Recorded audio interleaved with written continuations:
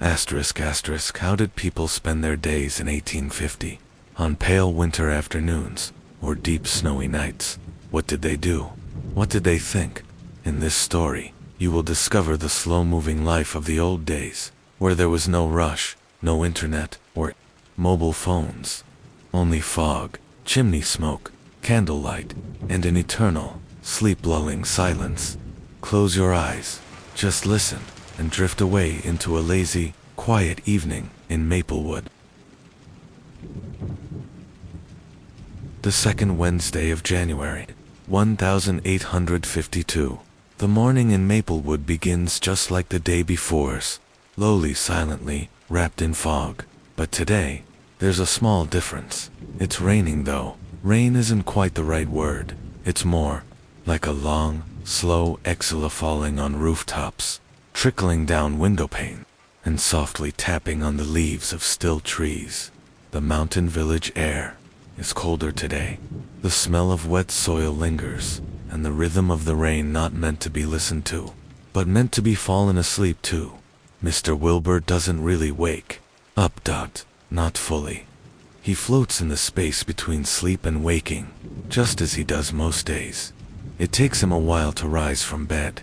He wraps a blanket around his shoulders, slowly slips on his shoes, then shuffles over to the window. No frost today, but streaks of water roll down the glass. The rain collects on the roof, then falls in little bursts, soft, distant, regular. He says nothing, just stands there quietly, watching the outside world as if trying to guess how slow this day will be. Beside his bed lies the old familiar book, the Almanac of Quiet Winters. He opens it once again, as he always does. Today's line reads greater than when it rains. Even sound gets wet, and a wet sound never shouts. He nods slowly, then moves to make tea. He forgets to add water to the kettle, then remembers fills it, gently places it on the stove. He doesn't make tea, he just watches the steam begin to rise. Out on the muddy path, Miss Elsa walks. Her basket is empty, as it always is. She walks the same path every morning, her feet remembering it better than her thoughts. Today she has no umbrella. She walks in the light rain, without rushing. Her boots press softly into the wet soil, making gentle squelching sounds. There's no thunder, no lightning, just drizzle, and its tender music. She stops in front of the old post office, her usual place to pause. The wooden doorframe is wet, still. She reaches out and touches it with one hand. Her eyes close. A breath. Then she turns and walks on. At the schoolhouse, rain trails down the windows in thin streams. The children have arrived, mud on their boots, silence on their lips. They sit quietly. Some stare out the window. Some just blink slowly.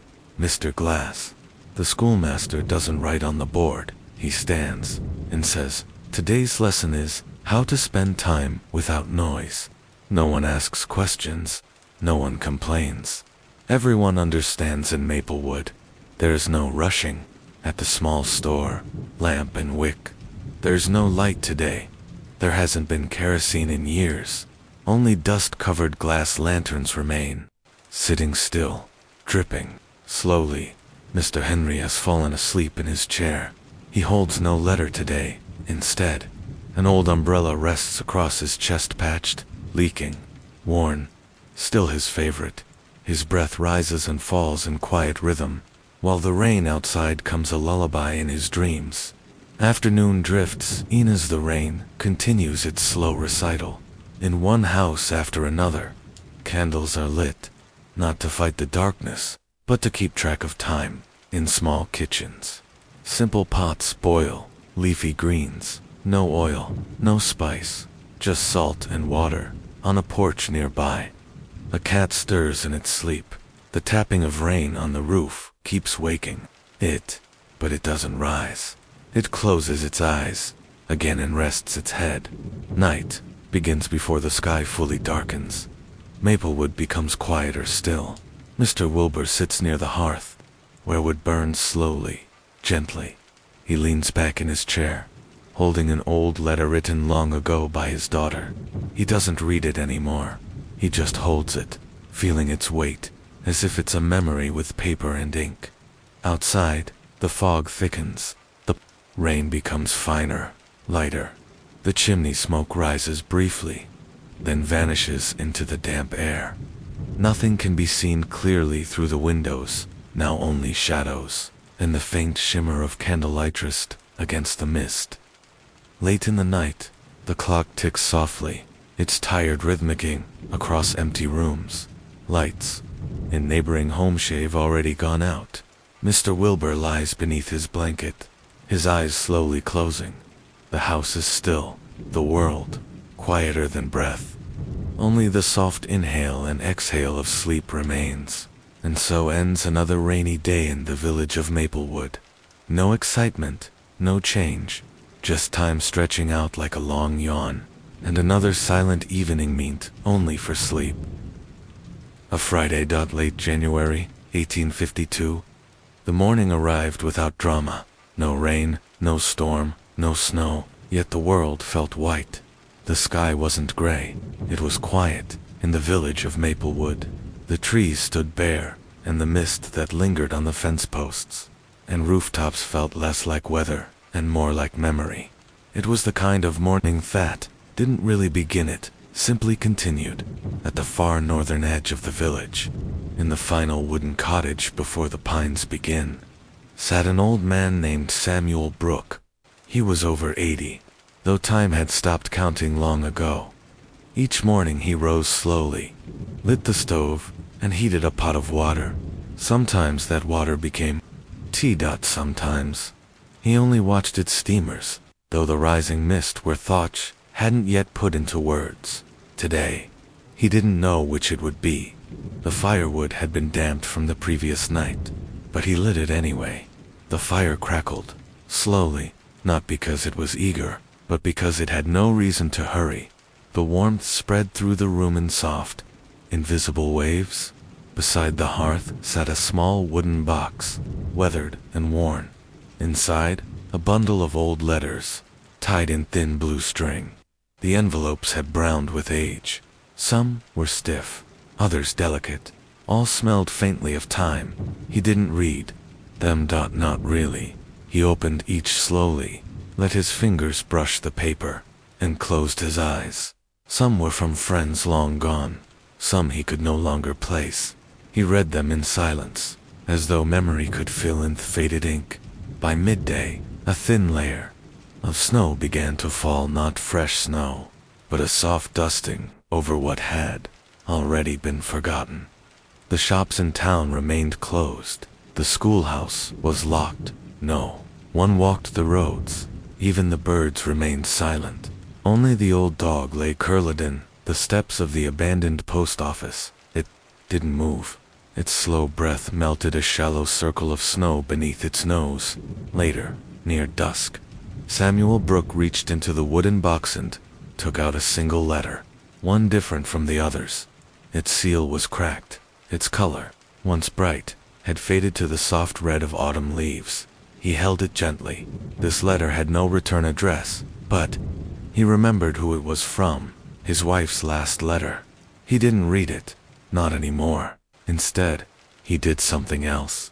He held it over the stove, let the flame rise, and let the letter go. The edges curled, the ink darkened, then vanished. Smoke spiraled upward, dancing gently, before disappearing into the chimney. Samuel didn't look away.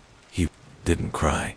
But his breath was deep and long, like someone remembering how to speak after many years of silence, greater than words. Once burned, he had said long ago, become free from paper. They go where paper cannot follow. Today, those words returned to him. As night approached, the house cooled again. But inside, something warmer stirred. Something older than fire. Something almost like peace. He scooped the ash into a small glass dish, set it by his bedside, not out of sadness but for memory, before sleep. He sat again by the stove. No tea, just steam. He closed his eyes and saw, not dreams, but people. places a time when letters were sent by hand, and fire was the only witness. Outside, the wind whispered faintly through the trees. No storm, no howl, just the sound of branches breathing. The chimney smoke rose, then vanished like thought. Every window in the village had its curtain drawn behind them. Soft candlelight flickered, not to chase away the dark, but to honor it. The clock ticked, but even it sounded slower tonight. No footsteps on the road, no creak of wagon wheel, just the still, gentle heartbeat of a village at rest. Samuel lay beneath his blanket, his hands folded over his chest. He didn't pray. He didn't whisper. He simply listened to the nothing and the everything that silence could hold. And so ends another day in Maplewood. A day without incident, without noise, without change. A day that burned quietly like a letter in a forgotten hearth, leaving only the ash off something beautiful and long gone. A quiet morning in January. The year was 1852. The sky over Maplewood was heavy and pale, the air cool and unmoving, and not even the flutter of bird wings could be heard. Every window in the village was closed, but in one small wooden house at the farthest edge of town, a woman slowly rose from her bed. She lived alone. The house stood near a row of pine trees, with a stone path out front and a slanted roof that creaked in the wind. Her name was Miss Greta Morrison, a woman in her 70s. No one knew her exact age, because she had never celebrated a birthday. Not since the war, not since anyone remembered. She woke each morning at exactly 6. Though she didn't own a clock, she always opened her eyes slowly, kept her hand on the edge of the quilt for a while, and stared at the corner of the bedside table, where nothing sat.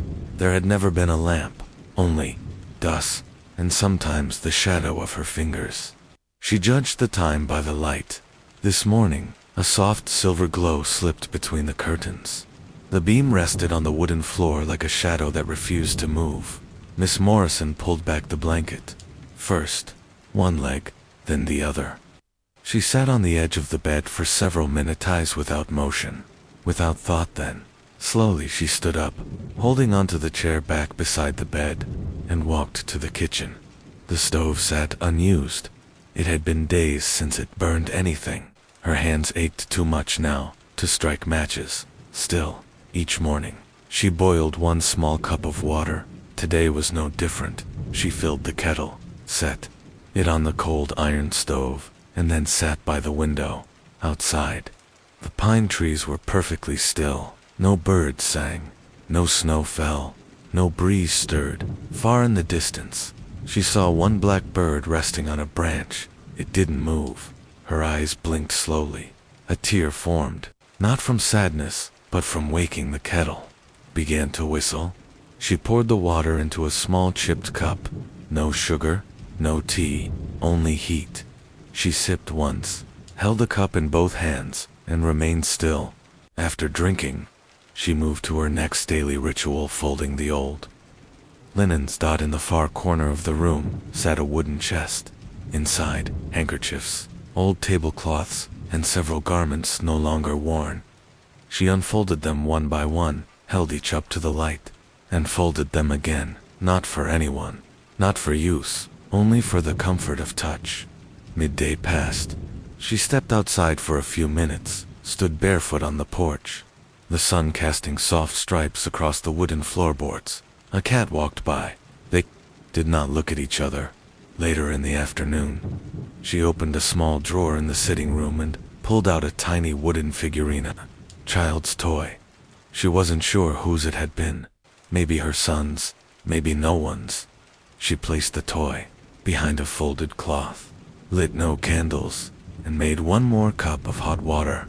By the time evening came, the sky had turned to slate. She didn't light the lamp. Miss Morrison never slept well in brightness. She lay back down in the same bed, pulled the blanket to her chin, and rested the cloth bundle beside her. No books, no clock, no prayers. Just before sleep, she whispered, "One more day gone, one less to wait, before I see them again." No one knew who them meant. And so ended another quiet day in the farthest home of Maplewood. No letters arrived, no footsteps came. Yet the house held stories folded in linens, steeped in steam, and hidden behind a tiny wooden toy. Late January, 1852. In the southern part of Maplewood, an old farmhouse leans quietly beneath the gray sky. The roof is tilted, the door latch loose, but inside, the fire still burns. In this house lives a man, Mr. Thomas Havershaw. He's nearly 80, white hair, quiet voice, eyes that move slowly. He lives alone, but every task he does still feels like it's for someone. 7 o'clock. A.M. He opens his eyes. The curtain flutters from the cold wind, slipping through the wallboards outside. A light frost rests on the field, and inside, his dog is curled up on a thin mat. Thomas reaches for his glasses, then sits up slowly. He places both hands on his knees, and sits motionless for a minute. Then he whispers, "Maybe the hens will take their time today." In the kitchen, he lights a small fire in the stove. The wood crackles softly. A pot of water is placed above the flame. No tea, just boiling water, to warm the body against the field's biting air. He sits beside the window, a small cup in hand, watching. The light settled gently on the floor. This farm once had many people. His wife, 2 sons, and several hired hands. Now, no one. Still, Thomas walks through the fields every morning. Today is no different. A cane in one hand, a worn coat over his shoulders, and no gloves. He wants to feel the cold in the soil. The barn has no cows anymore. Still, the door stays open. He steps inside, and sits on the dusty hay for a while. There he listens to echoes that only he can hear, cowbells. His son's voice calling from the pasture, his wife stirring soup in a tin pot. By noon, he returns to the house. His walk is slower today. He wipes the mud off his boots, then opens a small wooden box by the hearth. Inside are 3 pocket watches. One no longer ticks. Another has a cracked glass. The third hasn't moved in years. Still, every day, he holds them gently and turns the crown. Greater than the watch that doesn't tick, he says softly, holds time still. Afternoon passes quietly. He doesn't cook anything today. Just a piece of dry bread by the fire. On the wall hang old sketches, drawings made by his children long ago. One is faded. Another has slipped sideways. He stands up and straightens them, just like he does every day. In the evening, his dog walks over and lies at his feet. Thomas places his hand on the dog's head, softly ruffling the fur. Then he stares into the fire. No lamps, no sounds, only the flicker of light across the wooden floor. Later, he walks out onto the porch. There are no stars in the sky tonight. Still, he looks up. Then he speaks quietly, to no one, greater than if they ever come back. I hope they see I kept it all in order. He returns to bed, pulls the quilt to his chest, and closes his eyes. The room falls silent. The fire slowly fades, leaving only warmth in the errant memories in the shadows. And so ends another day in the old farmhouse of Maplewood. No visitors, no letters, but every corner remembers someone, and sleep comes gently, a quiet father beside a dying fire. January 1852. In the heart of Maplewood stands a 2-story brick building, small windows, iron door, weather-worn stone steps. It leans slightly, its roof a little crooked. The plaque above the doorway reads, Maplewood Public Library. Once, it was a place filled with footsteps and soft conversation. Now, the only sound is the settling of dust and the quiet movements of one man, Mr. Horace is 78. He has worked in this library for over 45 years. Now, very few people visit. Still, every morning precisely at 9 o'clock he arrives. He unlocks the large iron door, pushes it open with a slight groan of hinges, and steps inside. He pauses just past the threshold, Every morning he stops to look around, just to make sure everything is still there, still where it should be. Then, slowly, he walks forward toward the wooden desk, to the right of the entry. A small brass bell still sits atop it. No one has rung it in years. To the right of the bell is a chair, sturdy, old, with grooves in the arms where fingers once rested. Horace sits. He opens the register. The old visitor's logged on a fresh page.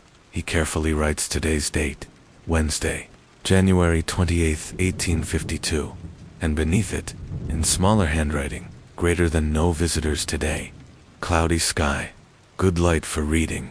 He glances at his pocket watch. It no longer ticks, but he checks it anyway. Then he rises and begins his quiet walk through the library. The shelves stand like silent statues. Dust clings to corners, and the spines of some books are soft and faded. Still, every day, Horace pulls 3 books from the shelves. Today's choices: The Nature of Candlelight, Essays on the Quiet Mind, A Winter in Devonshire. He does not read them, only opens them gently, turns a few pages, closes them again. Their weight and smell are company enough. By midday, he climbs the stairs to the 2nd floor. The wooden steps creak softly beneath his feet. There's a small table near the window upstairs. From there, he can see the trees in the courtyard today. They're still. Horace sits, glasses on, a book in front of him, but his eyes don't follow the text. They drift instead to the patterns of shadow on the floor. Now and then, he touches his ear, listening for small sounds. And what does he hear? The bell downstairs, shifting in a breeze. Wind whispering through a crack in the stone. The distant sound of a horse passing on the road to Horace. These are the voices of the library now. In the late afternoon, he returns to the 1st floor. He tidies the books, closes the register, and locks the drawer.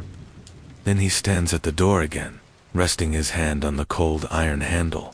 He speaks quietly, as if to the door itself. Greater than someday, someone will return. On some evening, they'll come looking for a book. I hope I'm still here when they do. And then, he walks slowly outside. He closes the door behind him, and the light inside grows dim. The books return to shadow. The dust settles once more. And so ends another silent day in the library of Maplewood. No conversations, no guests. Yet, every page still breathes with someone's forgotten story. And one old man stands watch over them all. A cold January evening in 1852, at the edge of Maplewood's lake stands a small shop. Its name, Eliza's Candles. The windows are small. Soft candlelight flickers through the glass. The scent of beeswax fills the air, and inside, dozens of little candles are scattered about. Near the door, several wooden candle molds rest on the floor.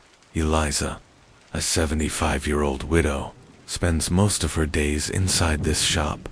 Though alone, she finds comfort in the gentle glow of candles. Tonight, she sits quietly in a corner, working her needle through strands of wax thread. Her eyes closed, she listens to the soft patter of rain outside. Outside, fog is settling. The village air is cold, and water drips slowly down the window panes. Far off, the winter trees stand silently to Eliza. The stillness feels like a reflection of her long-ago life. No customers came today. Still, the clock on the wall moves slowly forward. The light dims gently, and the candles flicker, all the brighter. Eliza rises to close the door. Her foot brushes against an old wooden box on the floor. Inside are many faded letters and small keepsakes. She runs her fingers over one, a small letter with a candle drawing, sent from her son many years ago. Setting the box aside, Eliza returns to her seat. Slowly, she closes her eyes and reclines. The wind hums softly, rain whispers, and the room fills with the quiet music of candlelight. Outside, night falls deeper lights, and the village houses fade one by one. Eliza's eyes half dash close. No one sees her there, but she knows this light, this stillness, still tells the stories of her past days. And so ends a quiet evening at the candle shop in Maplewood. Peace, memories, and the silent lull of candlelight. In a small shop at the edge of Maplewood, the soft glow of candlelight slowly dims. Eliza's hands have finished their work, but her eyes remain open. Her face is gently lit by the flickering flames, and outside, the soft patter of rain continues. She takes a deep breath, her days spent mostly alone, but in this quiet moment, all she hears is the sound of her own breathing. The clock's hands move slowly forward, and Eliza rises to settle into a small chair. She washes her hands gently, carefully rinsing her face with cool water. Then, from a small spray bottle tucked in the corner of the candle shop, she spritzes a few sprays of mist. This is her little ritual of calm, the mingling scent of wax and cool air cooling her mind. Sitting down on a soft cushion at her feet, she slowly closes her eyes and begins gentle breathing exercises to quiet her thoughts. Slowly inhale, slowly exhale, and think, today is done. It is time for sleep. Memories drift in her son as a small boy, sitting beside the candlelight, his laughter still echoing in her ears. These soft memories soothe her. She nods gently and lays her head upon the pillow. The rain continues outside. The candlelight casts soft shadows on her face, and Eliza's eyes slowly close. A moment later, she shifts her body slightly, takes another slow breath, and slips gently into sleep. And so, Eliza falls asleep peaceful, slow, to the quiet rhythm of soft light and rain. It is winter, 1852. Down a narrow lane in the village of Maplewood, there stands a small wooden shop. Faded paint on the sign reads, Milton's Clocks. Dust gathers on the windows. From inside, you can hear the soft ticking of time like a clock that stumbles, then carries on again. The owner of this shop is Mr. Milton Graves, 83 years old. He has a long white mustache, thick glasses perched on his nose, and always carries a small pair of tweezers in his hand. Each morning, he opens the shop door slowly, stands for a moment in the cold air, and lets the chill brush against his face. Then he closes his eyes and says softly, "Greater than today. Time will move a little slower. That's good." Inside the shop are 3 large standing clocks, 6 wall clocks, and over 50 pocket watches. All of them tick in their own rhythm, some a bit too fast, others slightly behind, but Milton always says, greater than every clock has its own pace. They may not match, but each one keeps time in its own way. Most of the day, he sits at his old wooden table, repairing clocks in near silence. Hours pass under the gentle sound of ticking. He lifts small gears with his tweezers, adds oil, sets them back into place. Sometimes, he makes mistakes. When he does, he smiles and says, "Greater than time will forgive me." Instead of tea in the afternoon, he opens an old box beside his table. Inside is a broken pocket watch, a gift from his son many years ago. It no longer works, but every day, Milton tries a new spring, a fresh gear, a tiny adjustment. The watch never ticks still. He keeps trying. Greater than not, everything has to work again, he says. Sometimes, being close is enough. As evening falls, the light in the shop grows softer. Rain begins to tap against the windows, soft and steady. Milton leans back in his chair.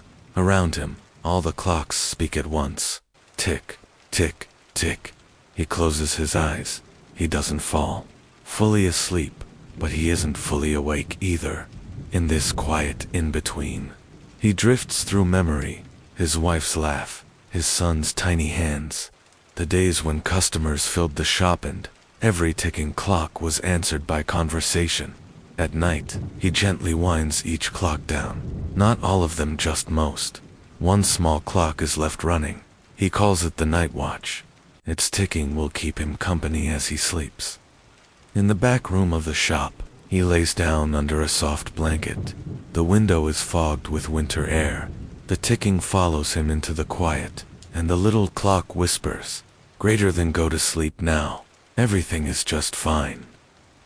It was a cold night in Maplewood. The air outside was thick with mist, the kind that swirled slowly around chimney tops and hung like a heavy curtain over the quiet village streets. Snow had fallen the day before, but not in heavy sheets, just enough to cover rooftops, soften the paths, and hush the world beneath a white whisper. Inside a small stone cottage on the edge of the village, a boy named Jamie sat curled in a blanket beside a glowing hearth. The fire crackled softly, a few logs stacked neatly to the side. The room smelled of burning wood, old wool, and candle wax. Jamie's grandfather sat across from him in a wooden chair, his fingers gently working a piece of twine into knots.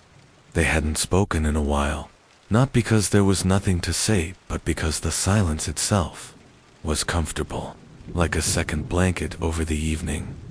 Jamie had helped stack firewood earlier that day. He liked the sound it made, the soft thump of each log, the gentle creak of the old door opening and closing. The sky had been gray. He had walked through the snow in his thick boots, leaving small trails behind. At one house, a lady gave him a boiled sweet wrapped in paper. At another, he had seen smoke rise from a chimney and felt proud, knowing he helped light someone else's warmth.